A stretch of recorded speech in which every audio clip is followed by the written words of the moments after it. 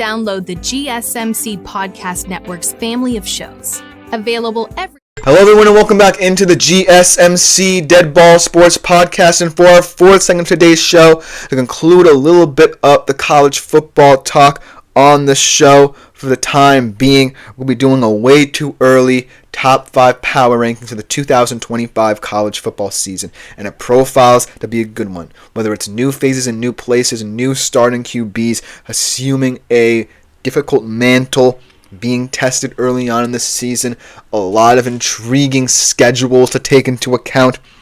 It's really going to be tough sledding for who's ever in the top 5, because they're going to be under the most scrutiny over the next couple of months. But ultimately, like I said, it's way too early to really care about who's in the top 5, but it's always fun to look ahead and talk about these hypotheticals as well.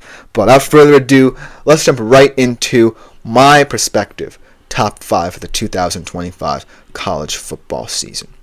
At number 5, a team that we didn't ultimately talk about in terms of our What's Next segments, but a team that I'm really intrigued to see in 2025, the Georgia Bulldogs. The big question about this Georgia team, in my opinion, is developing more of a downfield passing game. And with Gunnar Stockton now at the helm, I do believe that can come to fruition. We saw him make a lot of big throws in that quarterfinal matchup against Notre Dame, and I really think he has the capabilities of opening up that vertical threat in the Georgia offense. But ultimately, Arian Smith and Dominic Lovett, two of your top receivers and top vertical threats, are gone. So it's going to be about developing different weapons that you bring in, whether it be through recruiting or the transfer portal, for Gunnar Stockton to have. You're doing a very good job of that. In the transfer portal, you brought in 2 very nice tight end prospects, Elias Williams and Ethan Barber. And I really like how they profile, bring in a top 5 recruit in Taylor Taylor in the wide receiver position as well. Can contribute at an early level, but ultimately it's going to be about having them integrate into this team in a hurry, because you don't necessarily want to be lacking in that department when you face the elite teams in the SEC, like the Texases, like the Alabamas of the world, like potentially the Floridas and South Carolinas of the world who are lurking behind you. So ultimately, if you're Georgia, that's going to be something that you're going to have to key in on and address in the offseason before you run into any problems in the tough SEC. So Georgia can very well be a team that climbs up these rankings if they show improvements in that regard, but could drastically fall down them as the season goes on.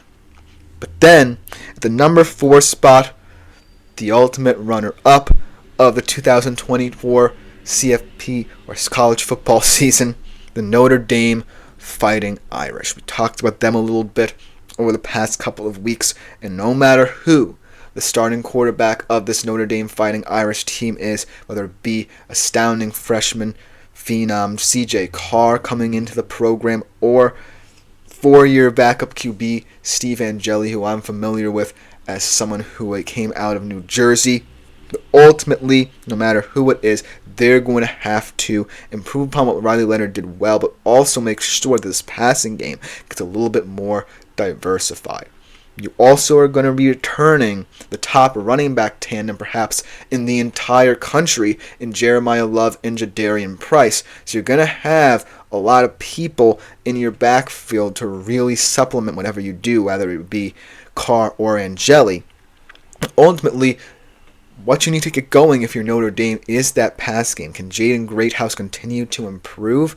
Can whoever you add continue to improve as well? So that's the ultimate question for Notre Dame. They prove that they're a tough, physical team. They're going to have to replace a lot of players on the defensive front as well. But I do think that a lot of these younger guys are ready to step up. I'm looking at the secondary, especially for Notre Dame, where guys like Leonard Moore and Adon Schuler can step up into bigger roles and assume the mantle of guys like Kaiser, Howard Cross, Benjamin Morrison, Xavier Watts leaving you. So ultimately, if either Carr and Jelly's the answer at QB in terms of opening up the downfield passing game, and if guys in your secondary and in your front can step up as well, then who's to say why not Notre Dame because I really think that it's going to be all about identity as well and culture that has been really hammered home by Marcus Freeman over the past couple of years. So I really think that this Notre Dame Fighting Irish squad is ready for another run at the CFP and could shock a lot of people in the coming months as well if they continue to recruit well and continue to make astute portal additions. Then, at the number 3 spot, a team that I feel like could very well be, by season's end, a national champion, the Penn State Nittany Lions. Much like Notre Dame, they're returning a very talented running back in Nicholas Singleton. I think they're returning Katron Allen, and most importantly, they're returning a QB who mightily improved last year in Drew Aller. And I really like the fact that they were able to retain offensive coordinator Andy Kotelnicki because he's the straw that stirs the drink. And I feel like this Penn State offense really can find its rhythm in many different ways. Obviously, losing Tyler Warren as a big target and as a guy who could do a lot of things for you in that offense is going to be a big detriment. And in terms of the receiving threat, that's going to be a huge question. Also, like we mentioned, they continuously come up short against AP top 5 and 10 teams for that matter. And James Franklin will continue to get called into question about his success against said teams if they continue to lose the big games. But ultimately, the reason why I think Penn State could be a national championship next year, a contender next year, is because of that continuity. Drew Aller, yes, I feel like he needed this season, but ultimately, if he were to have gone in this year's draft, I would have loved if I was an NFL GM to take a chance on him because he has a lot of good traits you would like to see in a quarterback coming out of college. But I do like the fact that he decided to stay one more year with his guys in the backfield, Singleton and Allen, one of the most dynamic running back tandems outside of the one we just talked about in Jeremiah Love and Price. But ultimately, I truly think that this Penn State team is capable of being the number 1 team and potentially lifting that trophy at the end of next year. But we're going to have to see because a lot of these teams in the top 5 have decent continuity, but there are going to be questions asked of the players who are replacing a lot of these stars that are leaving these top programs.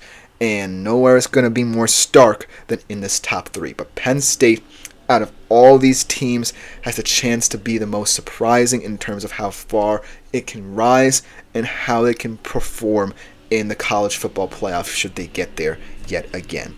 But then, at number 2, my Texas Longhorns. They're going to be the team of the moment with the man of the moment in Arch Manning finally leading the pack at Texas.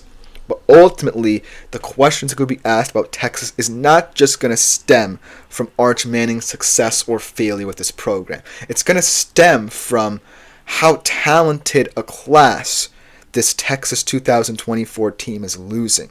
They're losing a lot of talent on both sides of the football. They're losing especially a lot of talent on that offensive line. They're losing potentially almost every single starter from that O-line. So guys up front like Trevor Gooseby, who got a little bit of experience, especially in that playoff situation.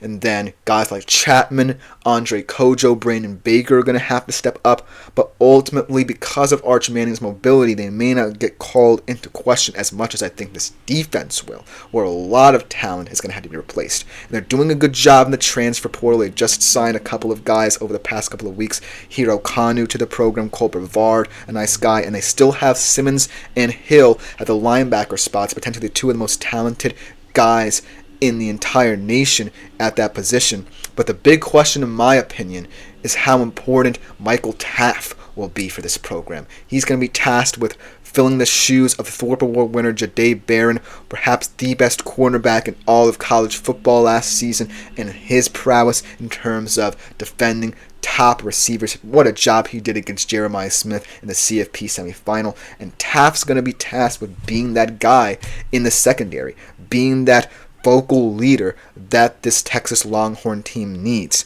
And ultimately, It's going to come down to how guys like Malik Muhammad and Jalen Gilbo improve, because they were the ones targeted in this Texas defense that a lot of teams thought they could exploit. So all of these young guys, a lot of these guys assuming new roles, are going to have to step up. And they're going to have to start quickly, because in the first game of the season, they're going up to Ohio Stadium to face the number 1 team on this list, the Ohio State Buckeyes. And a lot of questions are going to be asked of this team as well, and a lot of people might be skeptical as to why they might be a preseason number 1. They, as well as Texas, are losing about equal amounts of talent, especially for Ohio State on that number 1 defense from last year. Guys like JTT Tuimoloau, guys like Jack Sawyer, Cody Simon, holding it down at the linebacker position, and always my prep brother. But ultimately, I feel like the reason a lot of people are high in Ohio State is because of Julian Saint, this impressive recruit stepping into the role of QB after the success of Will Howard.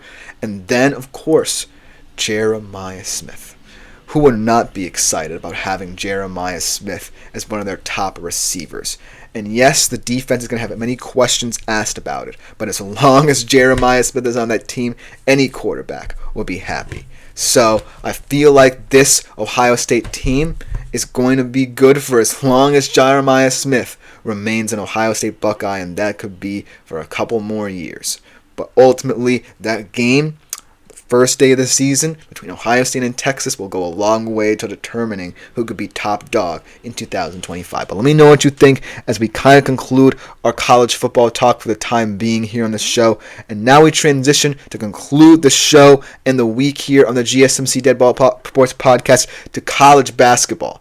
A lot of talk about that particular sport is going to amp up over the next couple of weeks. We're going to be specifically talking about the AP poll when we come back after this short break.